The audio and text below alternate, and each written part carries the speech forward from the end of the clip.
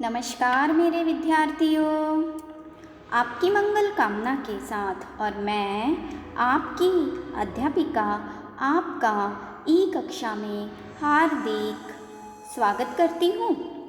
विद्यार्थियों, आज हम मुल्ला नसरुद्दीन जी की एक नई कहानी से अवगत होने वाले हैं। कहानी का शीर्षक है रोटी पर हिसाब। एक राजा का दरबार लगा हुआ था। एक बार दरबार लगा हुआ था। राज्य के सूबेदार ने सोचा, अभी अचानक तुरंत राज्य का हिसाब किताब जांच लूं। सूबेदार ने तुरंत ही लेखाकार को बुलाया जो हिसाब किताब लिखता हो और उसके कागज पत्र जांचे तो हिसाब में थोड़ी गलती दिखाई दी। हम भी तो आखिर मनुष्य है ना विद्यार्थियों, गलतियां तो होती रहती हैं, लेकिन उन गलतियों को हमें सुधारना भी चाहिए। तो हिसाब में गलती हो गई थी। अब सूबेदार को गुस्सा आया, क्रोध के आवेश में आए और ऊंची आवाज में बोलते हैं, हिसाब में गलती कैसे हुई? क्या सजा दी जाए तुम्हें? बोलो। अब लेखाकार डर गया, भयभीत हो गया।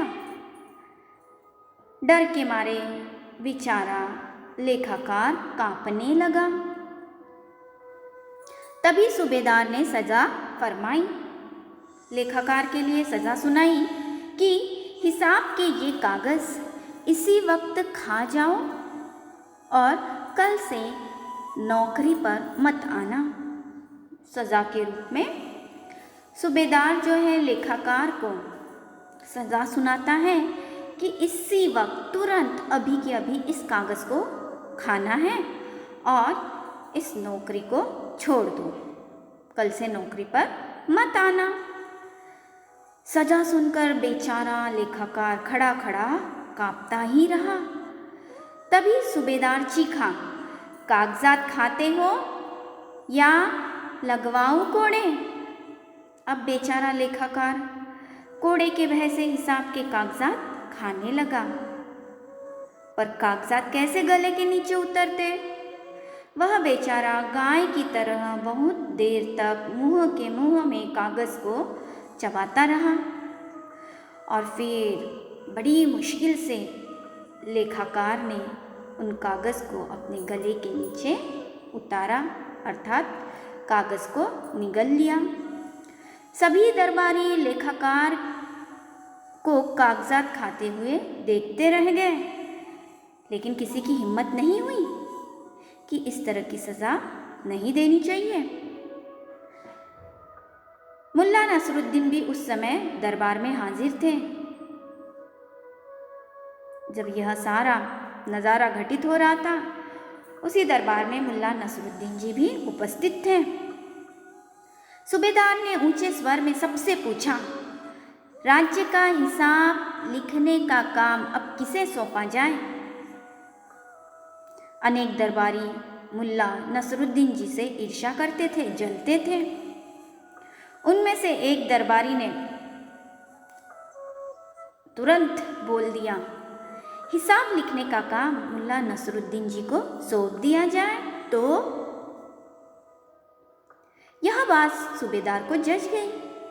सूबेदार जी परिचित थे कि मुल्ला नसरुद्दीन जी तो बुद्धिमान है, चालाक है।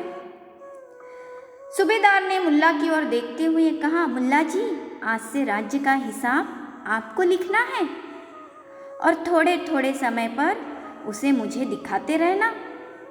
अगर हिसाब में कोई गलती हुई तो आपका ही यही हाल होगा जो अभी आपने देखा है।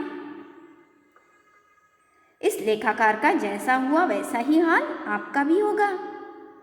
मुल्ला को लगा मेरा भी कभी, अब मुल्ला सोचता है मेरी भी तो कभी बारी आएंगी, आखिर मैं भी तो इंसान हूँ, कभी ना कभी तो गलती अवश्य होती है। अब कागजात खाने की बारी मेरी भी आ सकती है। अपनी दाढ़ी को सहलाते हुए मुल्ला जी ने सोचा, कोई उपाय तो खोजना ही पड़ेगा। कुछ दिनों के बाद मुल्ला सूबेदार के पास पहुँचे सूबेदार ने कहा, मुल्ला राज्य का हिसाब लाए हैं? तो लाइए, मुझे दिखाइए, मैं जांचता हूँ। जवाब में मुल्ला ने एक पोटली खोली। जवाब देते हुए कहा, हाँ हिसाब तो लाए हैं। और एक पोटली, कपड़े की एक पोटली खोलते हैं। उसमें से बड़ी बड़ी रोटियां निकाली और उसे सूबेदार के सामने रखते हुए कहा, हुजूर लीजिए, यह रहा राज्य का हिसाब। भूल चूक लेनी देनी हो माफ़ कर दीजिए। बड़ी बड़ी रोटियां देखकर सूबेदार की आंखें फैल गई।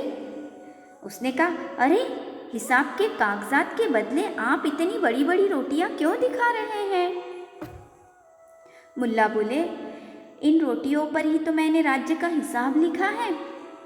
खुदा ना करे हिसाब किताब में मेरी कोई गलती निकले और मुझे भी उस लेखाकार के जैसे ही सज़ा हो, तो कागजात के बदले ये रोटियां आराम से खाई जा सकती हैं, लेकिन कागज़ नहीं खाए जा सकते।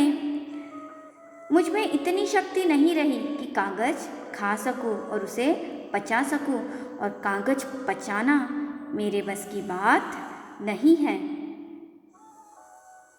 यह सुनकर सूबेदार खिलखिलाकर हंस पड़े और बोले, आपने तो मेरी आंखें खोल दी मुल्ला जी। किसी भी मनुष्य से गलती हो सकती है। अब हिसाब लिखने का काम फिर से उस लेखाकार को सौंपूंगा। आप इस काम से मुक्त हैं। देखा विद्यार्थियों, मनुष्य से गलतियां होती रहती है, लेकिन उसे सुधारना भी अवश्य ज़रूरी है।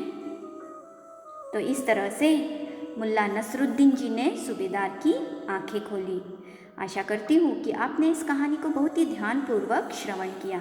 अच्छा, मैं अब आपसे विदा लेती, पुनः एक नई कहानी के साथ मैं आपसे मिलने आती हूँ। धन्यवाद।